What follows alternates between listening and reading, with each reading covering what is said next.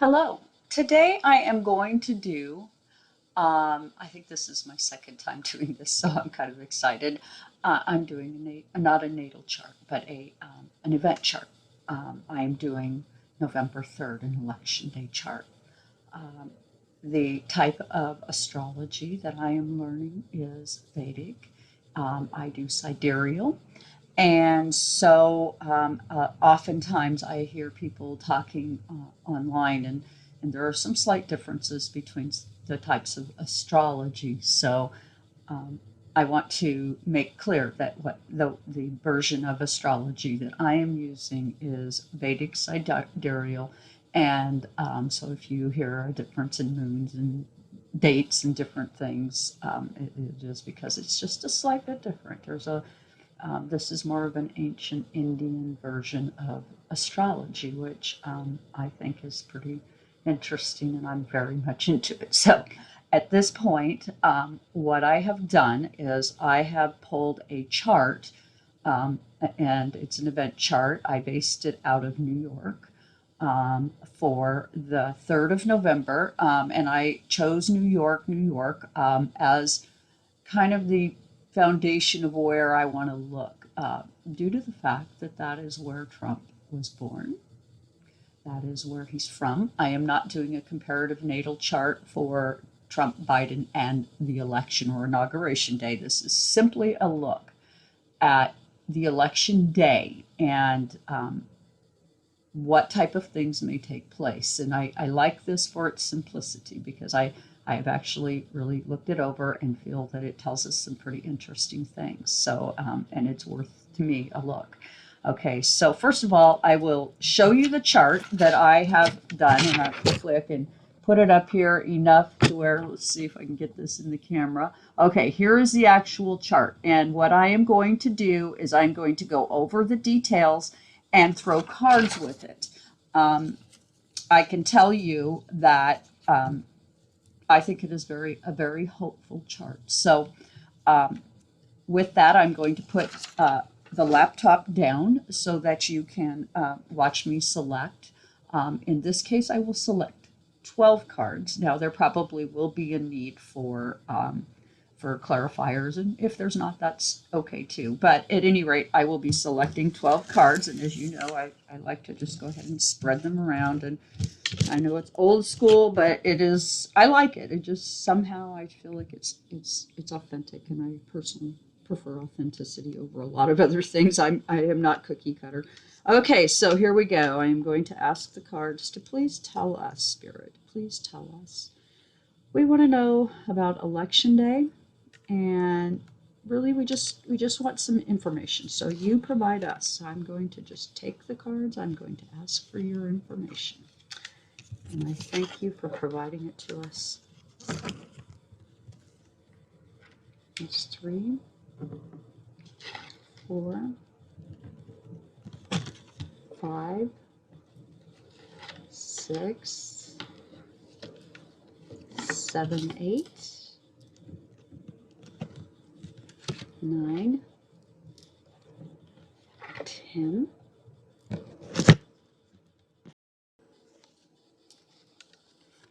and 12. I think 11 I think I might have bumped something. So if you didn't see me select 11, I selected it. I don't know why this. I am so new to videography that I probably seem rather silly. But anyway, that's the way it is. Okay, so here we go. I'm using the Witch's Tarot, and the bottom of the pack is the Four of Swords. Um, you know, that kind of that sharp limitation we have, and this, how things were structured, and what's, and the words that are getting used. So we'll just stop there because really that is just the bottom of the pack, and again, it's not really how it all right. So I'm going to bring the laptop down so you can sort of see the chart, and I will go through. I'm going to start in the first house and work my way around. And the first house is Aries, and it's influenced by Scorpio, and we get the star. We get that, that this is our USA card, hope for the future. And in astrology, Aries would be kind of your brand new energy, your baby energy from I think it's newborn to 2 years old, and then it progresses, into the next sign, and by age.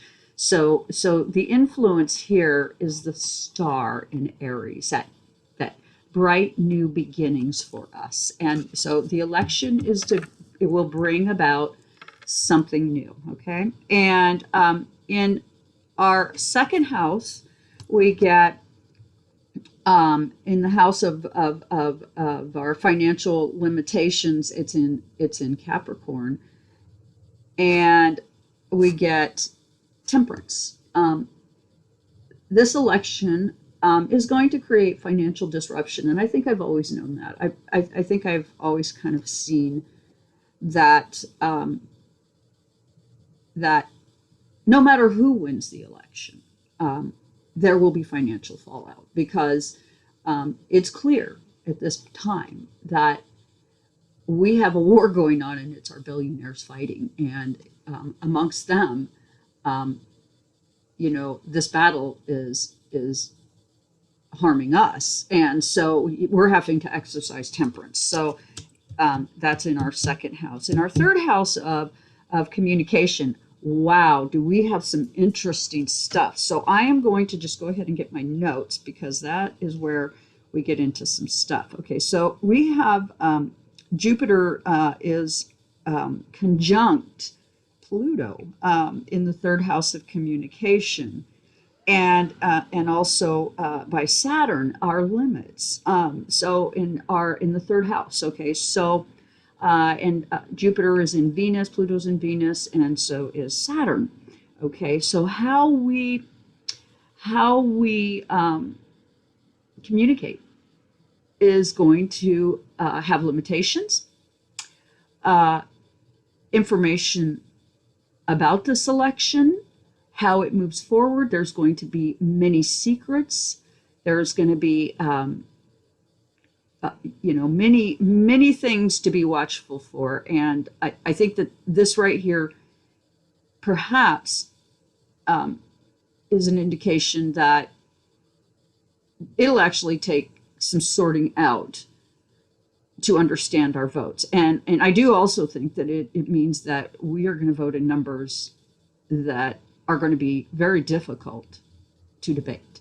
So pretty interesting activity going on in the third house, and we get a Five of Cups in that space. A Five of Cups being that our relationships are in conflict, and we're divided in how we see things, and there are people that feel that Trump is the greatest thing ever on the planet, and then there are those of us who feel utterly terrified about what's happening. And so this energy is so conflicted, that it isn't just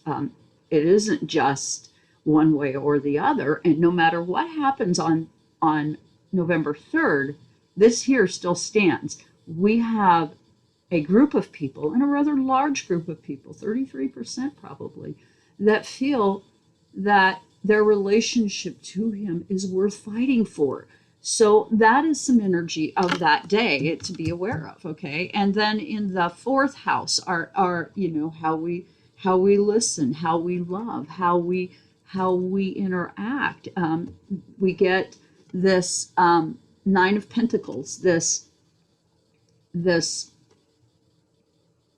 energy about the physical things in life, us coming forward, us voting, us taking care of our due diligence that day.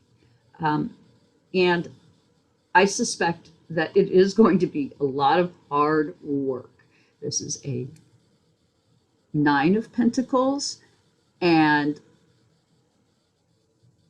it feels like there's some debauchery here. I mean, it does. It feels like there's like your vote is going to go in the box. But if you look at this, okay, you've got 4 on one side and 4 on the other. They're going to do some things to try to equalize the votes one way, and I think that's towards Trump. But I really don't see that being successful, because I do see that for whatever reasons, we're going to come out and vote in numbers too great to deny. And I was, for whatever reasons, kind of happy to see that it's ruled by Saturn. This particular election is ruled by Saturn, and so that is some limitations. That means that there's some structure in place in voting that is going to provide us a way forward, but is not going to allow too much debauchery, which I think is a good thing, because according to this card, they want to equalize the votes. They want to create a situation where the votes are more equal than they really will be. Okay. So, and then we get the fifth house, our children, our relationships, our brothers, our sisters. Okay, and it's Neptune in Aquarius in the fifth house. Some universal energy, us stepping up as a collective and bringing on the vote. People, we are going to bring it on. And that, to me, I know somebody right now who's not voted, and she registered to vote. And I'm just going to tell you right now, that's the kind of energy I'm feeling, is that people are stepping up intellectually, and the new energy is here. This is people registering to vote in numbers too big to deny. And that is beautiful, because honestly, I don't know that this country can take 4 more years. So, and I am not a political reader. I do try to stay out of the political fray, but this is our presidency. This is our country, and we desire something intellectually new, and something intellectually new appears to be coming. And we get the Three of Cups, that change in relationship that goes into our sixth house, the house of professions. And we have, in the house of professions, we have Mars in Pisces, which means we are going to assert our collective, our position forward. And you can see that the alchemical process is, we are going to be toasting cups. We are going to come out of this in a different way. It's very sad that we have to go into this type of battle with people we love, but we do have to do this. And then we get in our sixth house, again, that profession. And I am going to draw an additional card for this one, because I do want to know a little bit more about, we've got Uranus in Aries in the sixth house. So that Aries energy, that being that kind of new, something new, the Uranus being something unexpected and surprising. Thank goodness. I'm glad I clarified on this. Eight of Pentacles, that the structure of it is in place, and it's in place in such a way that although there's going to be some questioning, some disruption, some actual legal kind of inquiries, I do believe, I just don't see it going anywhere. And because that Aries energy, it's like that kind of not really fully developed energy. It's a little bit on the younger side. It hasn't quite come forward. Then we get the seventh house. We get a Page of Swords, something intellectually coming forward, that, how we partner. And we have the Moon in Taurus. But that's actually going to be eighth house, because this is sidereal. So it is just right there on the, but you don't count it in once it's on the cusp, it goes to the next house. But anyway, so you have a Page of Swords, this how we partner. There's some new intellectual ideas. So, I very much think this is doomsday for Mr. 45. Okay. And then we get a King of Wands. I don't believe that Biden is a fire sign, but Kamala Harris is. And this is interesting in that we in the eighth house we have the moon in Taurus, we have the North Node in Gemini, and we have the um, part fort in Gemini.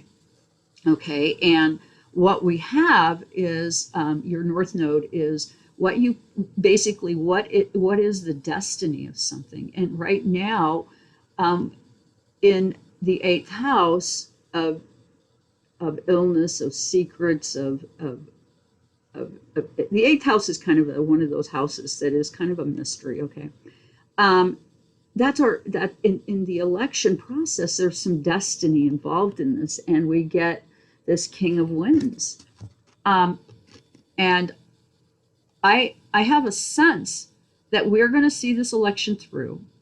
Biden and Harris, I do believe we're going to win, and I think this card additionally suggests they're going to win because we're going to have a person in office that is a fire and is going to be more presidential, perhaps, than the president himself. And that is interesting. So, okay, and in our ninth house of authority, and we get the Page of Pentacles. There is going to be a new sheriff in town. Things are going to change, and I think that's this is kind of a relief to me because but I do think that this election is going to be difficult. Okay, at best we're talking it's going to be difficult. It's going to be stressful waiting for the results. We're going to feel very, and we have Venus in Gemini in the ninth house. We're going to be looking for things to be kind of lovely and the information to come forward in ways that we're used to and how we've always known it. And no, that's not going to happen. There's going to be these little aggravating things, and not to mention a lot of ballots to count. So it isn't going to be as simple. Then we get the 10th house of government. There's going to be heartbreak. The people that do not win this election, there's heartbreak. So yes, there's the 10th house is going to be government. It's going to be the office of the president. Okay, and basically then we get the 11th house, the house of secrets, the house of hidden information. We have Venus in Virgo. Okay, how we see ourselves, and right now we are a little retracted in terms of our voting thoughts and what do we do? How do we move forward? We are a lot conflicted right now. I think that a good percentage of us are not conflicted about who to vote for, but rapid transformation is coming, and no matter what, we have seen a good deal of secret information, and because we've seen the secrets and we have been discussing and attempting in our own way in a universal energetic sense to make sense out of what is happening and what does it mean, we are about to see rapid transformation. Whatever it was in the past, it's about to no longer be. Okay, and then in our 12th house, we have Mercury in Libra, okay, and we have the Sun in Libra, okay, and your 12th house is going to be just kind of that Piscean energy, that universal Neptunian energy, and it can go from kind of terrifying, psychopaths to being a universal love and spirituality. Your 11th house is your spiritual, but your 12th house, this is about your universal love, this connectedness, this water energy, And what we get is we get the Queen of Pentacles, something more moderate, something more fair moving in. So I'm pretty comfortable right now saying that I think that Biden is going to win, and and and I think, and I got an extra card, and I don't know how I did it. So Spirit wanted me to have it, I gather. But I got this card, the Shadow Side. What is this election, this 4 years, been about? Well, I do think it has been about the shadow side. I know for myself that I've been doing a good deal of shadow work, going back, throughout my life, and questioning, who am I, and how what do I need to do going forward? What is my creative or unique expression that that I want to bring forward? And I think a lot of people are doing just that. I heard Kim on Intuitive yesterday discussing just that. And then there's other things, but people are starting to come forward in a more creative way. And I will say, in addition to this chart on the third, we have some oppositions. We have, like, let's see, there's three oppositions. There's an opposition, Neptune, 10th house energy. So that collective consciousness coming forward and saying, no, thank you. We're not doing this again. We don't care for this. And I think that is very hopeful. We have an opposition, Sun in Libra, opposition, Uranus and Aries, 6th house. So it's that the energy just keeps, there's sort of like when you have something going on in a chart, it'll be a repeating theme. It'll go over and over and over again. And what I'm seeing repeatedly is that we have someone in office that at this point has left us feeling terrified enough that we are going to come out in droves and vote. And yes, we have that side that is very definitely not going to vote for Biden. It's going to vote for Trump, and that is completely their right to do so. But the energy on election day appears to point to a Biden win. And with that, I thank you for joining me here today.